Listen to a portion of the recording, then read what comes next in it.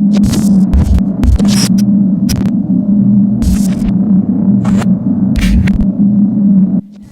my favorite people on the internet. So before we get started, I wanted to say the other day I was tagged in a thing basically where somebody was like, hey, check out these paranormal YouTubers. They're great, which was awesome. But then somebody was like commenting about how like we all suck basically. Which I don't care. Like, you can think I suck all you want. People do it all the time. The funny thing was they were talking about how like all we do is try to expose people, which isn't true. When I first read that, I was like, I don't do that. And I'm like, no, I totally have tried to expose people in the past. I wouldn't say like I've tried to expose them, but I just so happened to express my opinion with facts that backed up why I thought certain people in the community that are well known were not legit. I don't think it's a bad thing though either. But the funny thing is we're about to do that today. A few things to note. The camera angle is probably a little bit odd because I wanted you guys to see my array of things I set up. I can't see myself by the way I placed my camera, so that's always fun. I have no idea how it looks. And I have a little bit of a cold, so I'm a little bit sniffly and stuffy, but hopefully you guys don't mind. And also I have my handy dandy computer to back up my resources. I have my notes that I took, which I desperately need a new notebook. Don't you guys think it's about time I invest in one? And I have my phone in case I need to like look up something really quick because my computer has been getting on my nerves. I think I need a new one. This is a two-part video, so this is the second part. The first part will be thrown up in the cards. What just popped up over my head is the first part that you should go watch, because if you don't watch it, this makes no sense to you. Sorry to be that kind of YouTuber, but I really felt like this was the best way to film this video, and I'll tell you why. I basically did one of those videos where you narrate and you play a paranormal video for the viewer. You let the viewer see it, you kind of tell them what's going on, and that's it. But I wanted to go into further detail because I'm not that type of person who just be like, oh, look at this video, it's cool, right? Let me not look further into it, because I love the paranormal and I am constantly watching paranormal videos, watching investigations, watching paranormal shows. I am constantly reading about the paranormal, looking further into cases, investigating. So I really just couldn't leave it at that. I wanted to go further into the video, or into the videos I should say. The first video I talked about was the ghost writer video, and I knew that I wanted to include this because this is something I heard about, I don't know, maybe 15 years ago, guys. It was so long ago. I was a kid. I saw it on TV. I saw it on TV more than once.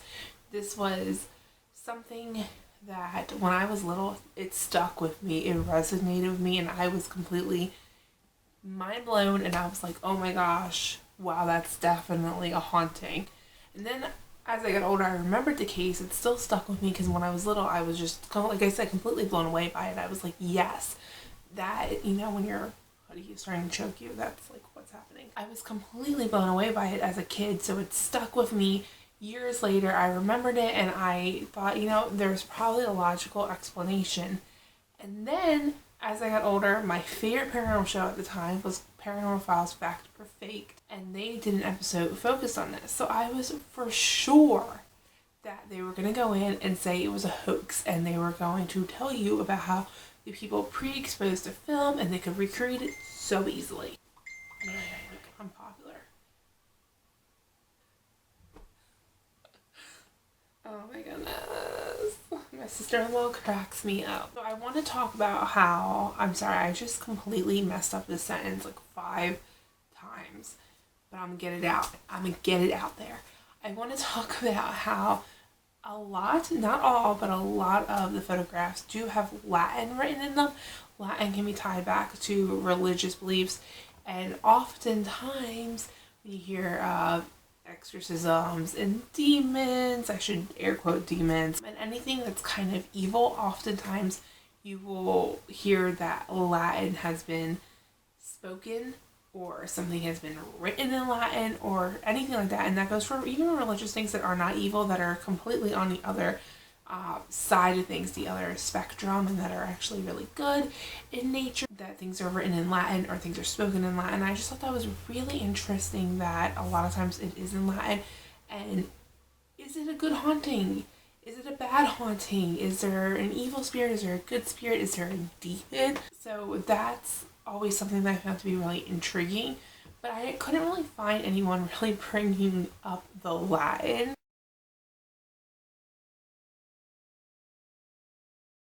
Doesn't mean anything, I don't know, but it's something that I wanted to just kind of throw out there, kind of get your opinions on it, especially if you're an investigator.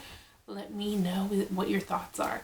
I personally have never dealt with anything that had to do with Latin being spoken or written or anything like that in a case, but I do know some bigger cases that have had that happen, or some things that you've seen that are on TV that supposedly happened. So like I said, Fact or Faked actually went in to this location. They went into this house and they tested out some things. They took pictures, Polaroids of the room, and really focused on places that the owner said this is where a lot of the activity is. That's where they focused. The interesting thing is they caught nothing on their Polaroids.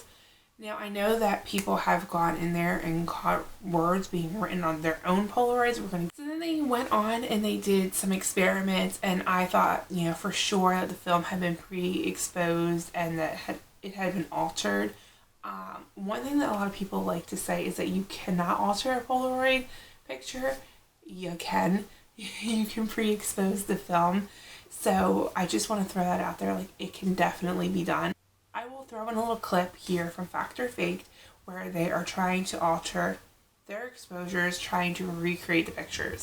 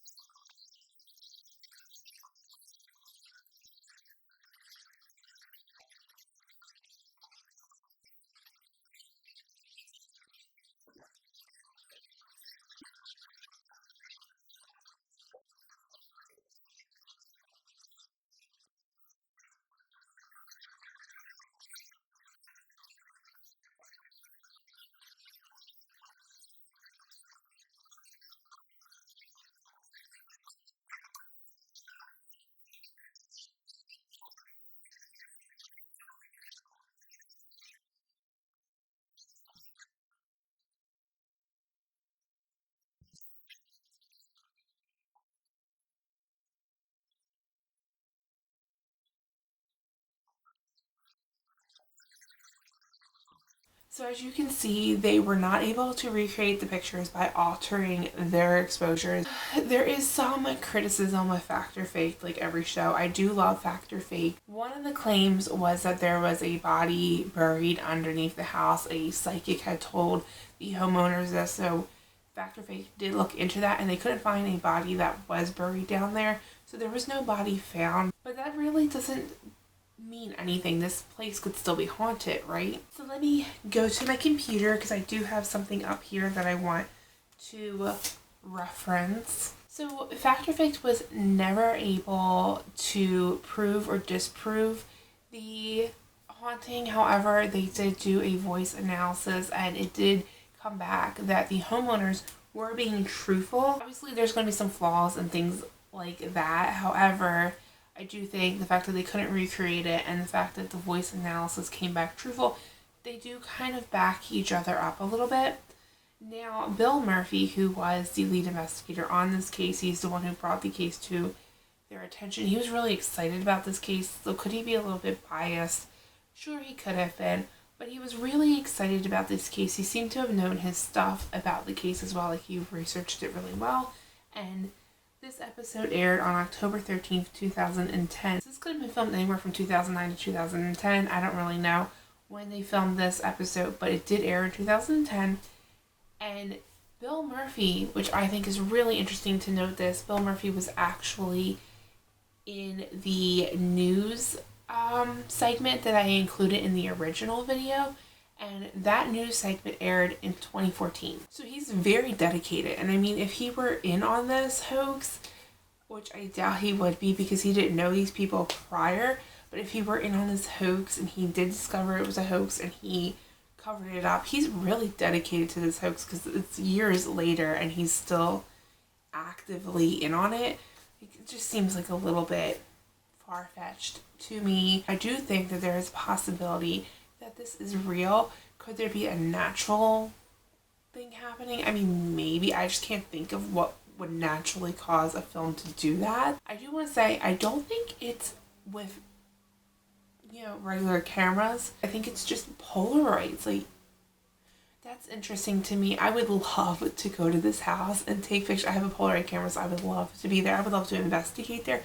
Like, hello, if the homeowners are watching this, if you ever need an investigator, I'm your girl. This case has been something that I've thought about and researched, looked into here and there for many, many, many, many years. I told you, like 15 years ago, I think I saw it on TV. And it's just one of those cases that stuck with me. And I'm like really happy that I can sit here and say that I don't know if it's a hoax. Another thing that I want to throw in there for my reasoning is that they do host these ghost writing parties where they have skeptics come over and they take pictures on their own Polaroid cameras. And they caught similar things as well. They caught, the smoke, the writing. I don't know if anyone actually caught faces. There was that shadow that they caught. If you watched the first video, you know what I'm talking about. So the fact that so many people who don't even believe in it are catching evidence is really interesting. Another thing is they did have experts come out, and nobody has come out and said this is a hoax or I know how they're doing it. No one has offered any evidence to support that. No one has said that they figured it out. No one can figure it out, and I think that's really interesting. So let's get on to the Horton Mind videos. So when I first saw the very first Horton Mind video, I thought it could be real. So I watched it and nothing amazing happens. Nothing mind-blowing. Nothing that's like, whoa, dude, you think that happened in the first video. So it felt like it could be very much real. He did sound a little bit nervous.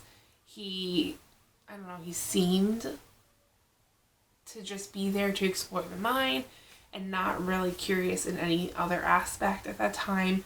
I don't believe he had any paranormal videos up. I can't recall because let me just look him up real quick. I'm pretty sure he didn't.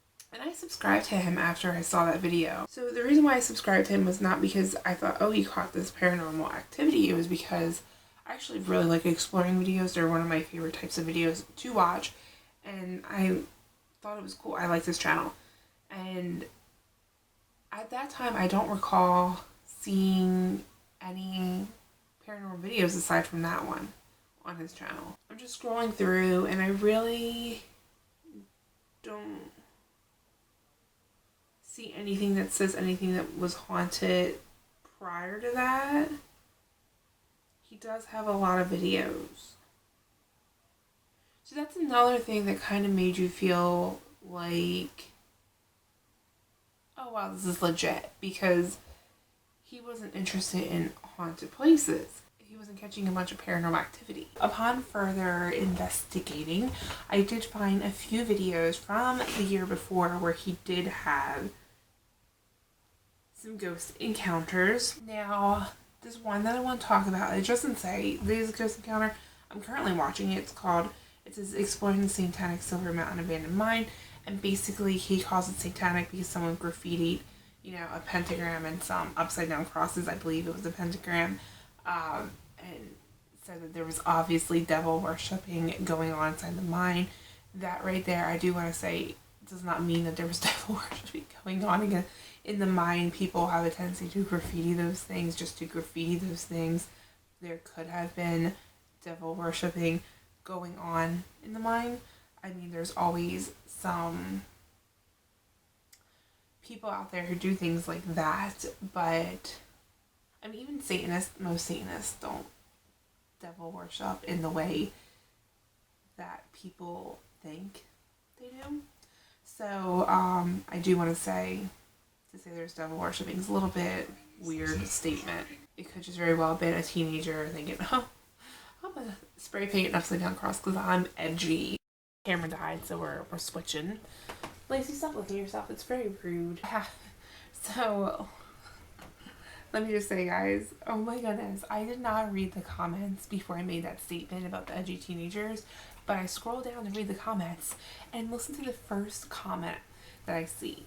I doubt that there was ever any satanic ritual stuff happening in there, probably just edgy teenagers who act rebellious by painting symbols on things without understanding what they actually mean. I love how my thoughts went to what everyone else's thoughts are. Okay, here's a really deep winds with a makeshift bridge across. Oh my gosh, the bridge looks so iffy. I would not cross it. It's a way to die. 200-foot winds. Frank, man, you might be fake, but dude, you crazy. Okay, so that actually did not have anything paranormal in it, but 2 videos before that, he did upload a video called Black Widow Mine Exploration, Ghost Caught on Tape. I do want to say, though, that most of his videos are just exploring mines and abandoned places and things like that, which I subscribe to him because of that. So when I saw the first video, I thought that the first video was really cool. I thought it was really interesting that only a few of the chains were swinging. You know, the one in the back was swinging very feverishly, and then there was like 1 or 2 that were kind of swinging a little bit, but not a lot, and there were a lot more that were very steady. So that told me it was not the wind, that either it was man-made, somebody was swinging it, or it was actually paranormal. Frank said that in the beginning of the video, there were footprints in the mud. So somebody could have been there before and swung the chain really hard, and it still would have been going. However, Lacey, can you stop itching yourself? Thanks. However, it was going so forcefully still that I thought that didn't make a lot of sense. So for me, I felt like this could be legit. It could have been legit paranormal evidence, because even though the momentum was really a ton, it wasn't mind-boggling. You know what I mean? It wasn't so intense where you're like, yeah, okay. I also thought the fact that he doesn't consistently upload, you know, catching spirits in these abandoned places that could very well be haunted. To me, I felt like those things combined, it suggested that the video could have been real. So I subscribed because I felt like, you know, he might not have faked it, and I like exploring videos. On the first video, he also did a lot of cuts, so that is a criticism you could add and throw in there. However, I also have to say, when you are climbing through things, kind of trekking through the mud, sometimes you're going to put your camera in like a weird position, or you're going to turn your camera off, put it in your pocket to get to one spot that you need to get to. I've done videos like that. When I went to Centralia, I did film consistently, but there were times where I had to like move around in an awkward position, so I kind of just like held my camera like facing down and just filmed the palm of my hand till I got to where I needed to get to. Or maybe I had to turn my camera off, you know, things like that. So that, to me, like, the cuts didn't bother me too much, since he was in a mine and it was muddy, it was wet. A year later, he revisited the mine and again had a paranormal experience. And this one felt a little more far-fetched to me, and I didn't really believe it. During the second video, the thing that really got me was, you heard little noises here and there, and then he would explain certain things away, which I'm like, oh, that's cool, yeah, he's level-headed, you know what I mean? And then, you know, you would hear ghostly voices, and it was not too intense at first. We're like, oh, that's interesting. But then it was just like all at once. It was so intense. It was so loud. It went on for a long time. Yeah, he reacted right away and he seemed nervous and he ran out, which is one thing that made people think that's legit. That's true. Like, that really happened. That was a thing that, like, kind of backed people's opinions up on this. However, my skeptic mind went to, that's a sound effect. It sounds like a sound effect to me. I have used sound effects not in investigations, but in intros. Like, I used to have that one, like, minute-long intro, which I love that intro, and many of you have loved it and told me, like, you watch my videos sometimes just to watch the intro. Thanks, guys. Thanks. You know, I have been complimented so much on that intro, but I started to worry about it being a little too flashy for people. Maybe somebody with epilepsy, I was like afraid it might trigger something, so I stopped using that. But I have used sound effects in intros and things like that. I don't put them in the middle of an investigation and fake evidence, but I will put them in, like, in the beginning of a video or something. In the first part of this video, I put some sound effects in. So things like that, I will use sound effects. And I used sound effects for my Ghost Stories collaboration, which I did with Joey Adventures, Malvit Media, and Morbid Melanie. So I put sound effects in there, I put stock image in there, but you guys knew it was not an investigation. So just want to throw that out there.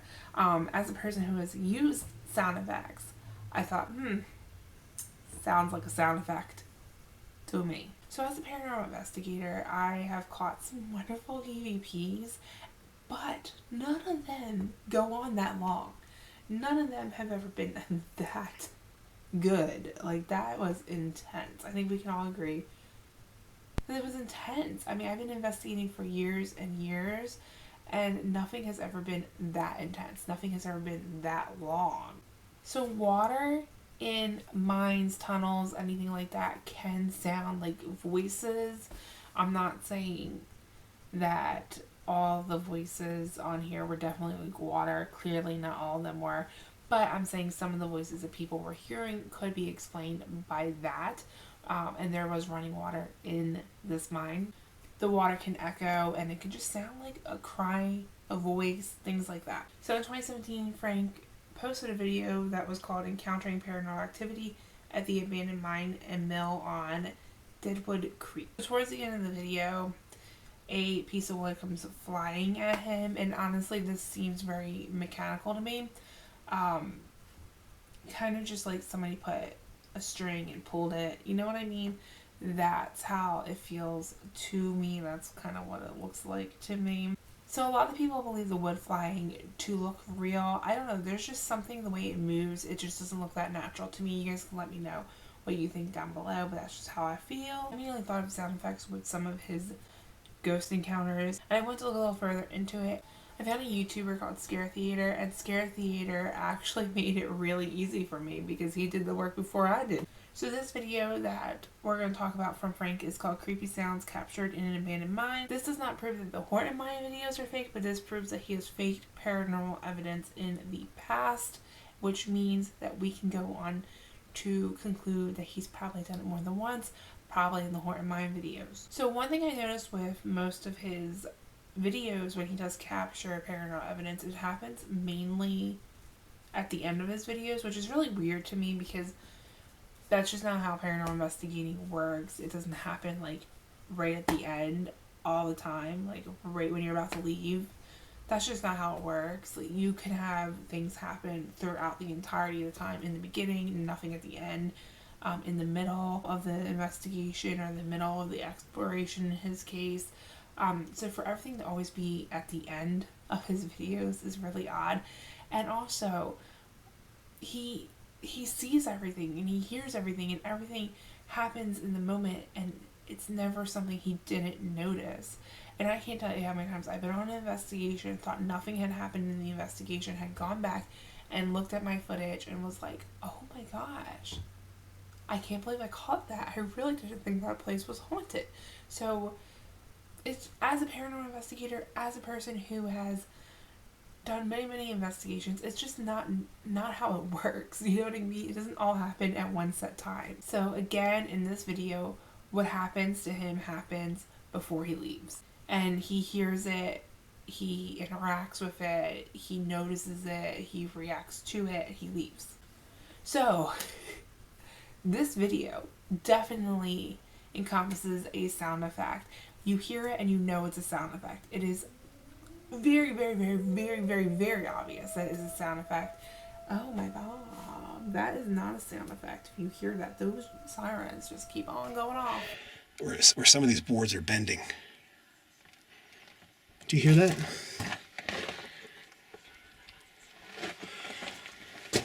Sounds like, what, is that wind? I don't know if you can hear that on the camera.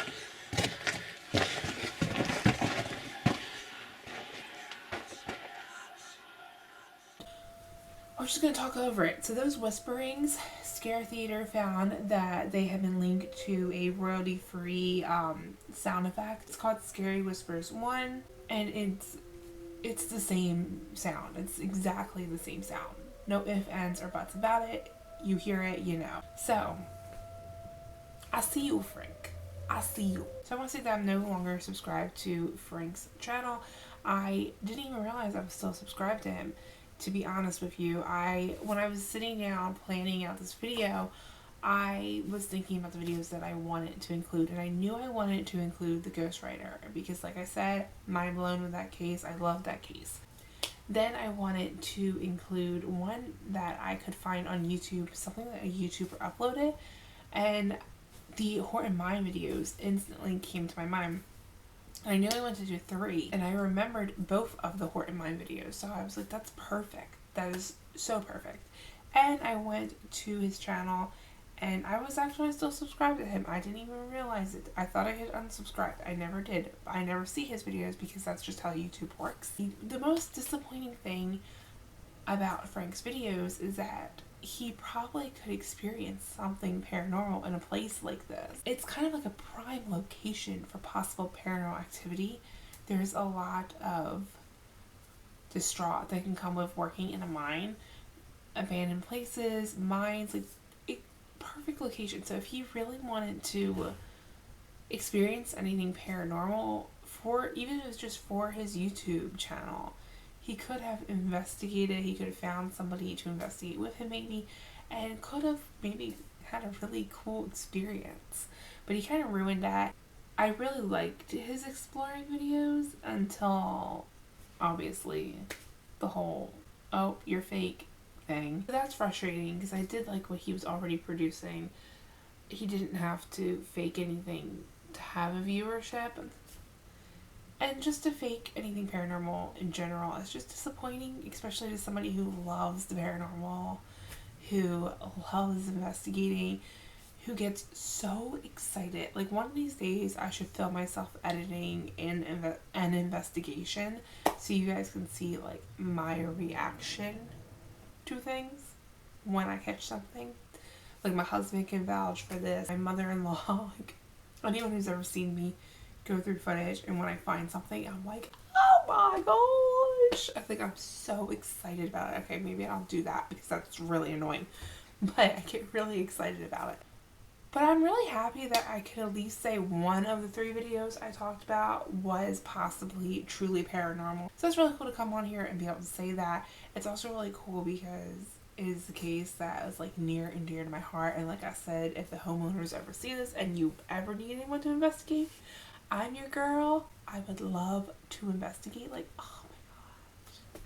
I got a Polaroid camera too, so like, yay! Hey, how you doing? Thank you so much for watching. Let me know what you thought of each of the videos. Do you believe in Frank? Do you believe the ghostwriter case is real? Let me know down below, and I will see you in my next video. Bye!